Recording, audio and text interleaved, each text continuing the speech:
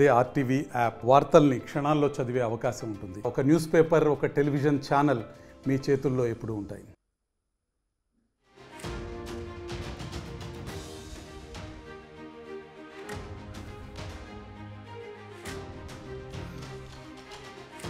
జాతీయ రహదారులపై టోల్ వసూలు కోసం ఇప్పుడున్న ఫాస్టాగ్ విధానాన్ని మార్చేందుకు కేంద్రం సిద్ధమైంది.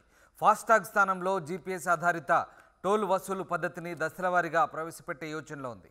పైలట్ ప్రాజెక్టు ఫలితాలు, వాహనదారుల డేటా ప్రైవసీ సమస్యలు పరిష్కరించాక ఈ విధానాన్ని ప్రవేశపెడతామని National Highway Authority of India NHAI తెలిపింది. కొన్ని ఎంపిక చేసిన రహదారులపై పైలట్ ప్రాజెక్టు చేపడుతున్నట్లు వెల్లడించింది. కొత్త విధానం ప్రస్తుత అభివృద్ధి దశలో ఉందని, అనేక రకాలుగా పరీక్షించాక దేశవ్యాప్తంగా అమలు చేస్తామని పేర్కొంది.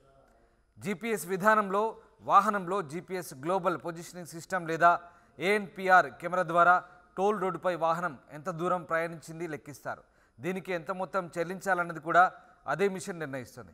వాహనం డ్రైవర్ బ్యాంక్ ఖాతా లేదా ప్రీపెయిడ్ ఖాతా నుంచి చెల్లింపు లావాదేవీ ఆటోమేటిక్గా పూర్తి చేస్తుంది. ఇది పనిచేయాలంటే వాహనంలో జీపీఎస్ వ్యవస్థ ఉండాలి. ఇది లేని వాహనాలు జీపీఎస్ పరికరాలని అమర్చుకోవాల్సి ఉంటుంది. ప్రస్తుతం వినియోగిస్తున్న ఆటోమేటిక్గా టోల్ను కేంద్రం 2016లో ప్రవేశపెట్టింది. టోల్ ప్లాజాల వద్ద వాహనాన్ని ఆపి టోల్ చెల్లింపు ప్రక్రియ పూర్తి చేయాలి. దీంతో టోల్ ప్లాజాల వద్ద ట్రాఫిక్ జామ్ ఏర్పడుతుంది. వాహనాల రాకపోకలు నెమ్మదిస్తున్నాయి. దీన్ని తప్పించేందుకు కొత్తగా జీపీఎస్ ఆధారిత టోల్ చెల్లింపు విధానాన్ని తీసుకురావాలని కేంద్రం భావిస్తోంది.